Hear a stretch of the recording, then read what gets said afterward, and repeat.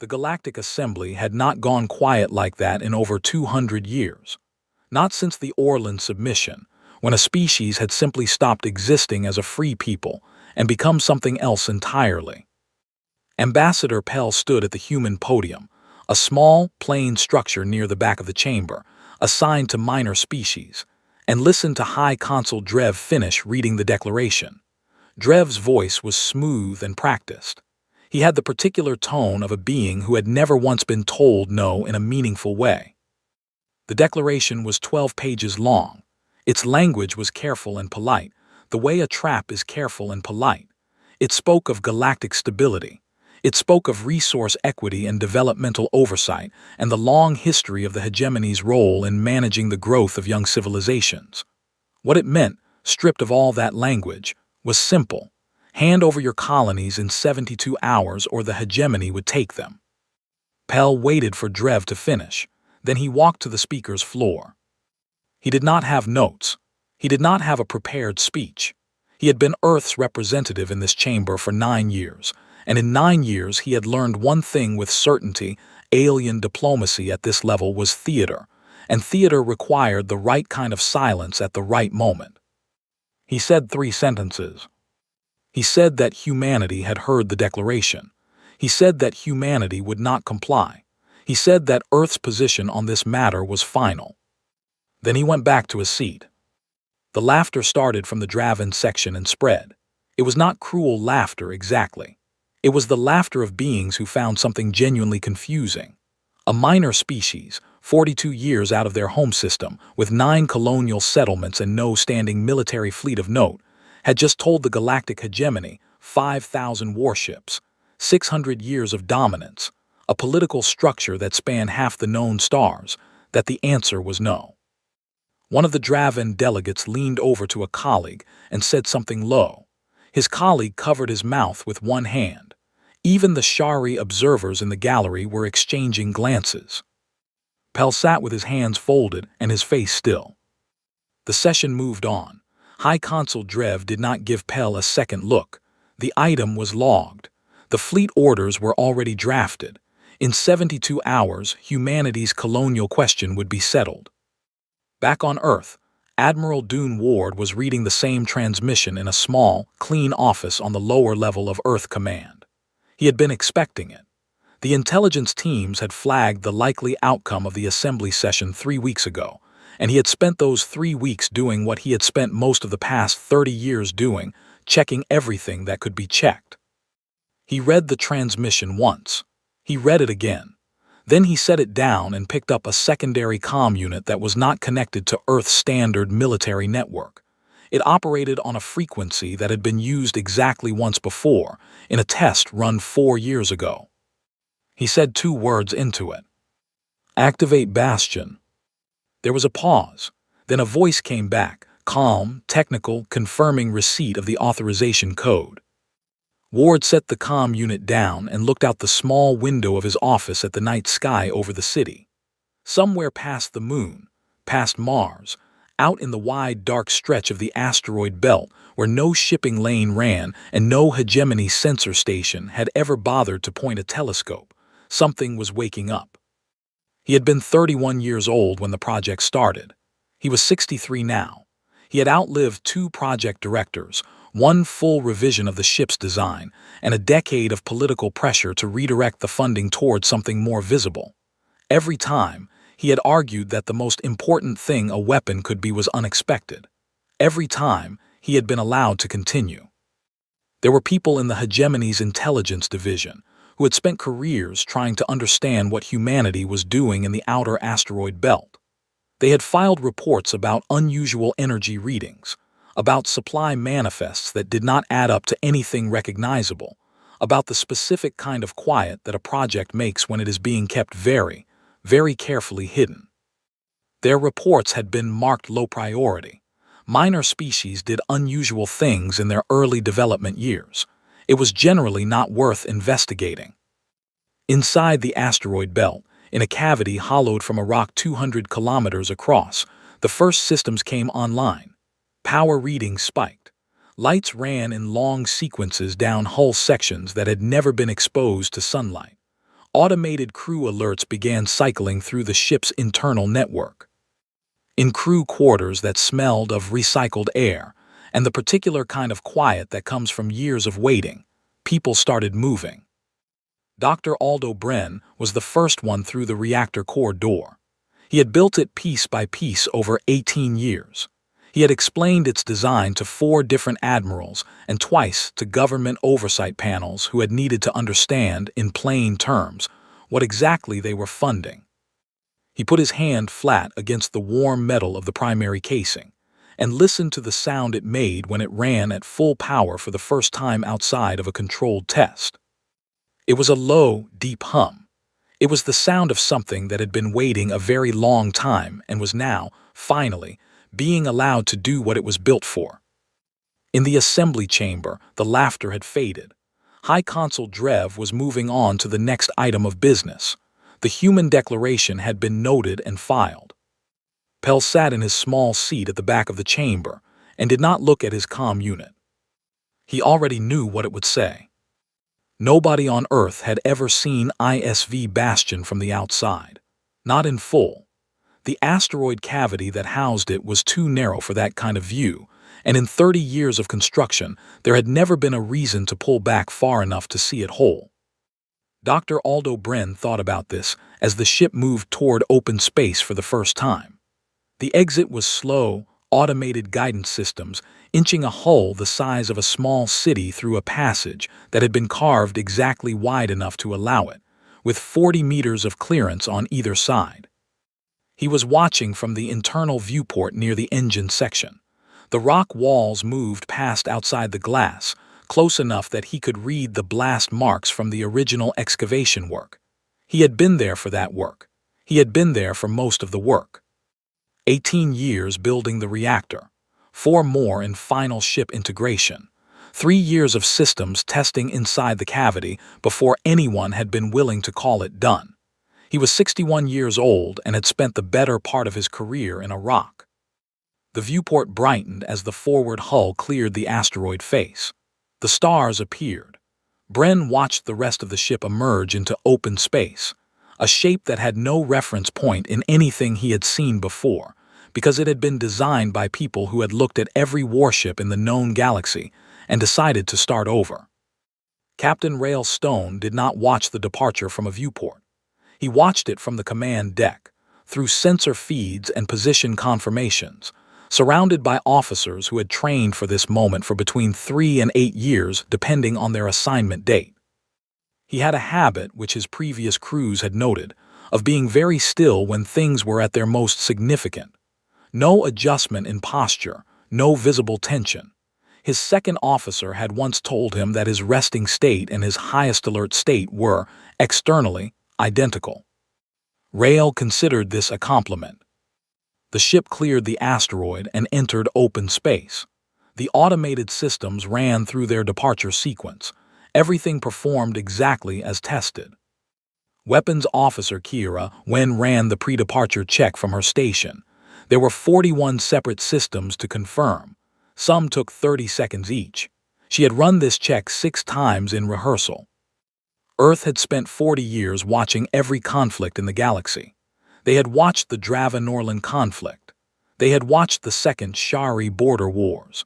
They had watched 3 smaller species get absorbed into the hegemony without a shot fired, simply because they had nothing capable of making resistance cost enough. Humans had taken notes, not just on what weapons worked, on what made a fleet hesitate, on what made a commander reconsider, on the specific kind of fear that settled into a ship's crew when something appeared on their sensors that had no reference point. HFY Bastion had been designed for that hesitation. Every design choice, from the hull density to the energy output of the main array, had been made with the same goal: arrive and be unclassifiable. Kira finished her check and sat with her hands on the console for a moment. She thought about a scenario her instructors had returned to again and again. They called it the most important scenario in her entire training. It did not involve a firing solution. It involved the deliberate, conscious choice not to use one. The harder she thought about it, the more sense it made. Sierra Malik was at the communications station running calibration of the wideband array. She had written the message she would send when they arrived. She had started with a full paragraph, context, authority codes, diplomatic language.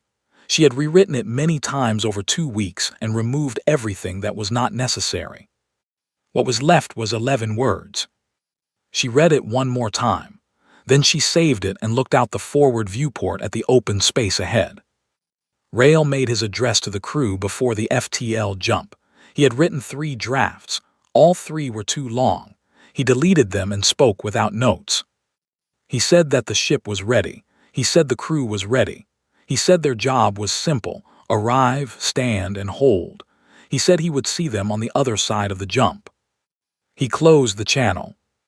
In the medical bay, one of the junior technicians asked the chief medic, a woman named Osai who had spent 6 years in trauma surgery before this assignment, if she was nervous. Osai thought about it. She said nervous was the wrong word.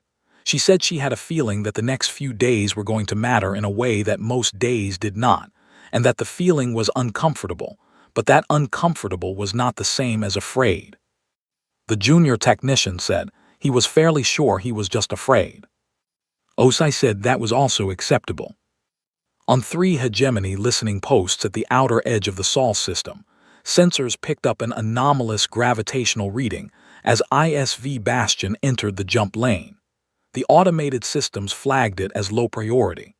A minor species with limited FTL capability ran unusual tests sometimes. Nobody pulled the report. Nobody read it.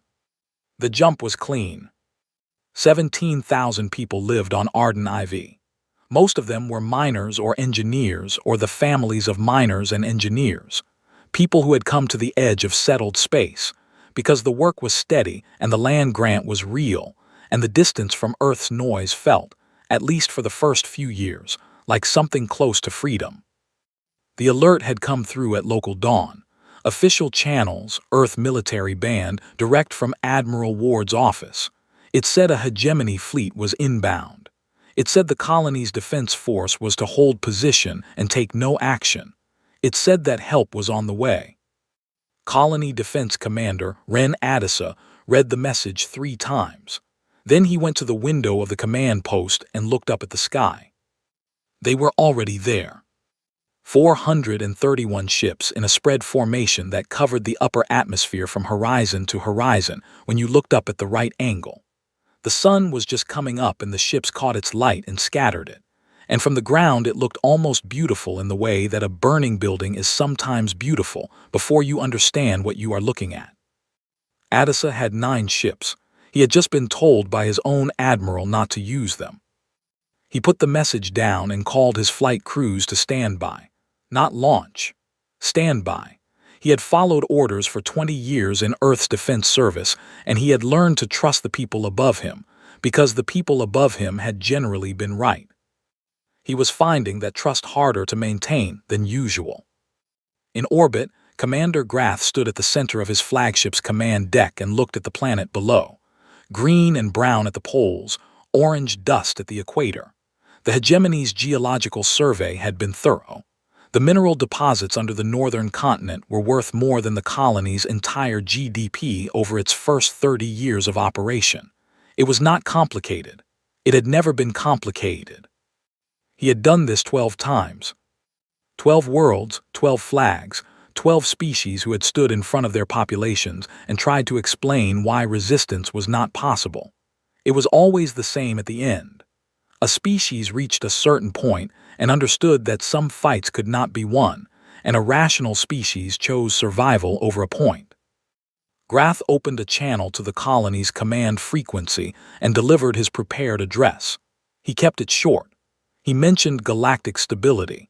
He mentioned the hegemony's long record of fair administration of absorbed territories. He mentioned the 72-hour deadline and the fact that it had now passed. He did not mention what would happen if the colony failed to respond. He did not need to. They knew.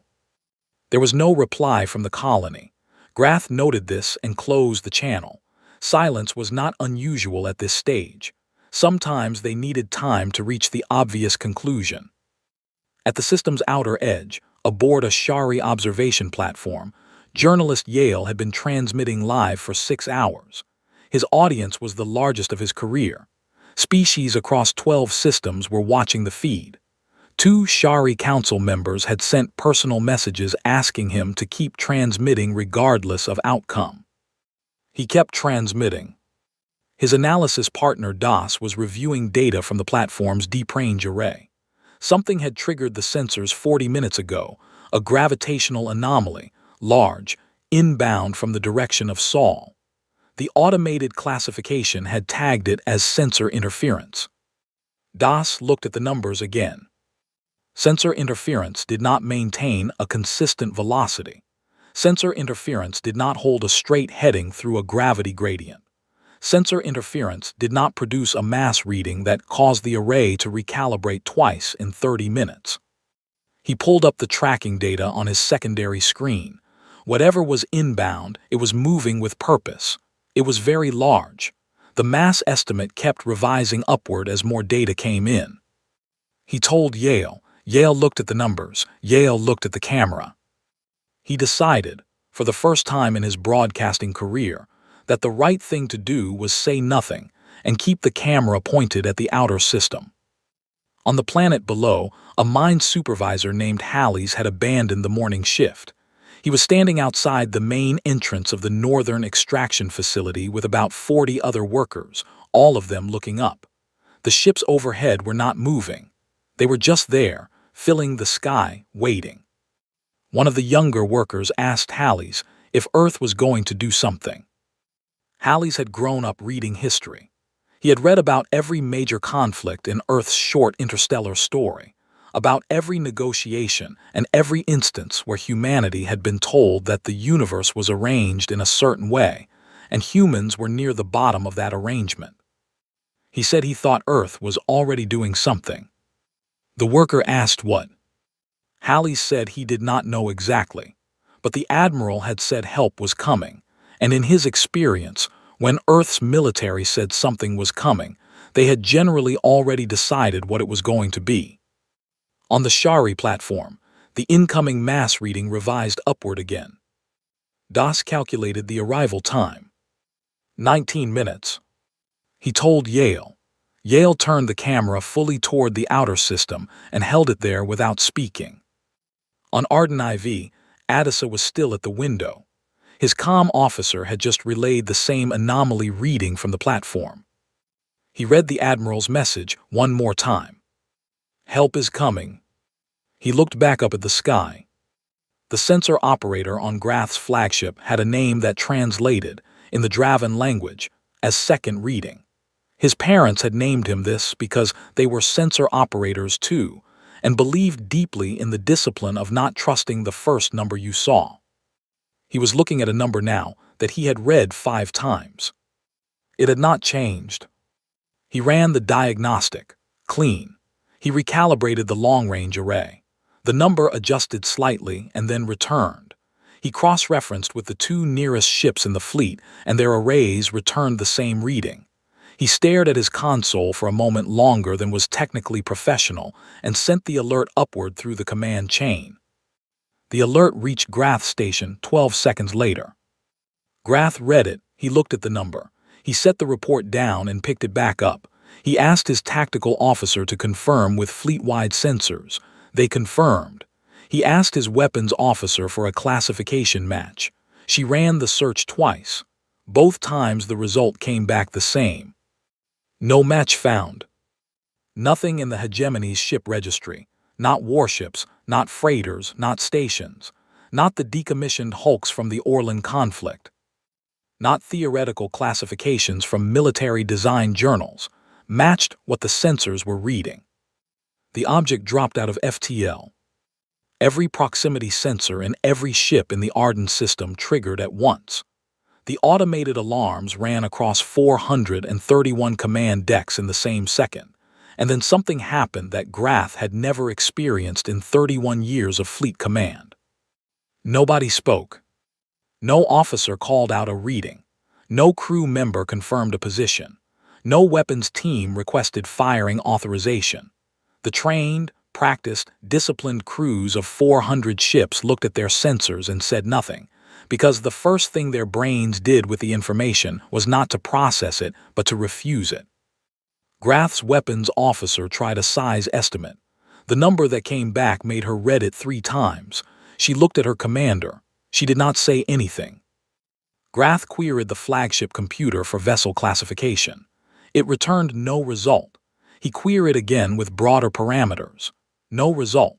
He switched to the theoretical design database, which the hegemony maintained as a record of every warship concept ever formally proposed by any spacefaring species. The computer returned, analysis not applicable. He had never seen that response before. The object, clearly a ship, moving under power with a deliberate and unhurried velocity, had stopped at the edge of the system. It was not advancing. It was not targeting. It was simply there, and it was the size of something that had no business moving. On the Shari observation platform, Yale had been pointing his camera at the outer system for 19 minutes. He was now looking at something his equipment was struggling to frame correctly, because the sensor outline was larger than his display's default scale setting. He adjusted the scale. He stared at the adjusted image. He continued not speaking. His producer sent a short message through the relay asking if the equipment had malfunctioned. Yale sent back one word: no. The communication channel opened. The voice was human, female, calm, no aggression, no ceremony. It came through on every frequency simultaneously, reaching every ship in the system and every relay station within range. This is ISV Bastion, Earth Defense Fleet. All vessels in this system are instructed to stand down. The colony of Arden IV is under Earth's protection. This message will not be repeated. The channel closed. The silence continued. Grath became aware that his hands were flat on the edge of his console. He became aware that every person on the command deck, 42 trained officers, was completely still. He became aware that the feed from his Second Fleet's command ship, which normally carried background chatter and system updates, had been silent for over a minute. He looked at the tactical display. ISV Bastion had not moved. It had not powered weapons. It had not changed position or vector. It had stated its purpose and was now holding. Grath had 431 ships. He had a hegemony directive, a council resolution, and a legal framework that gave him complete authority over this system. He had been in difficult command situations before and had acted anyway, because that was what command required. He sat in his chair. He did not give an order. In the hegemony assembly, High Consul Drev was in his private office when the transmission came through on the emergency channel. He watched the sensor feed from the Arden system for 4 minutes without moving. His chief of staff entered and stood near the door. Drev said nothing. The chief of staff said, carefully, that the fleet was awaiting updated orders. Drev continued watching the sensor feed. The object in it had not moved. His analysts had added a size comparison graphic, the largest hegemony warship placed beside the sensor outline for scale. It had been on screen for 2 minutes. He had not looked away from it. He said he needed time to consider the situation. His chief of staff said that Commander Grath was also waiting.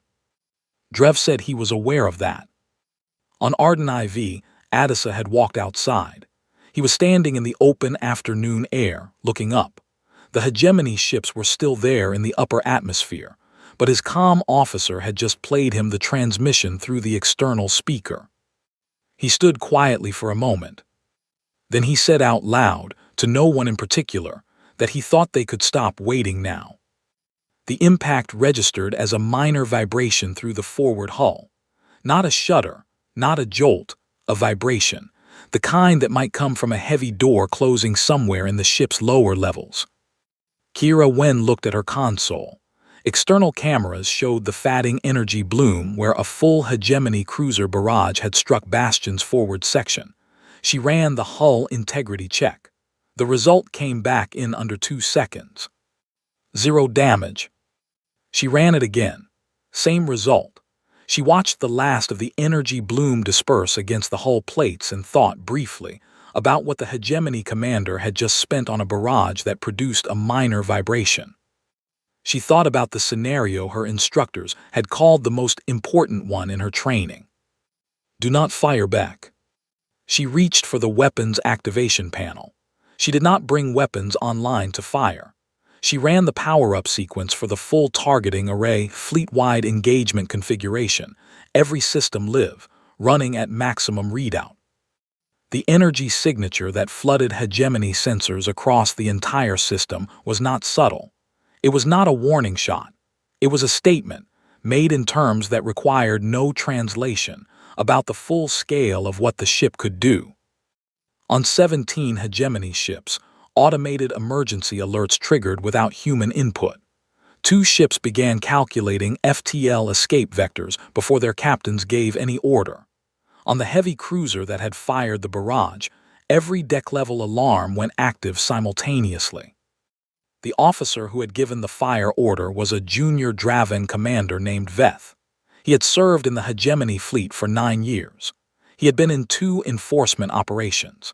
He had never been in a situation where a target absorbed a full barrage and responded by making his ship's own computer decide, independently, that it was time to leave. He opened a channel to Grath. He said, in a voice that was working hard to stay even, that he believed he had misjudged the situation. Then he cut his engines, broadcast his surrender code on an open frequency, and sat down. Grath received the channel and did not respond. He was watching the tactical display and doing something he had not done in 31 years of fleet command, counting the ships that were withdrawing without his authorization. 3, then 6, then 11. They were not running in panic. They were executing deliberate FTL jumps to safe distance, moving to a range where the sensors would stop returning data that their crews found difficult to process. His second-in-command said something to him. He heard the words but not the meaning. He was thinking about the firing solution. ISV Bastion had targeting data on every ship in his fleet.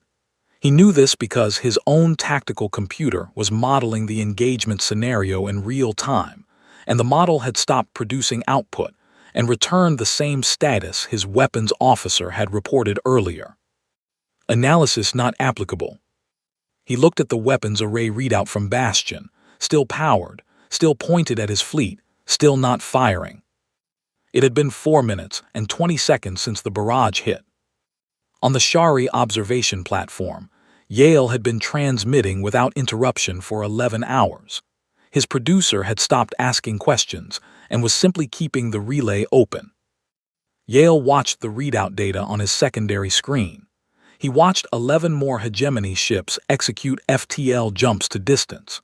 He watched the surrender broadcast from Veth's cruiser propagate across every open channel in the system. He said, I want to be precise about the sequence of events because I think the sequence is the part that matters. The human ship was struck by a full fleet barrage.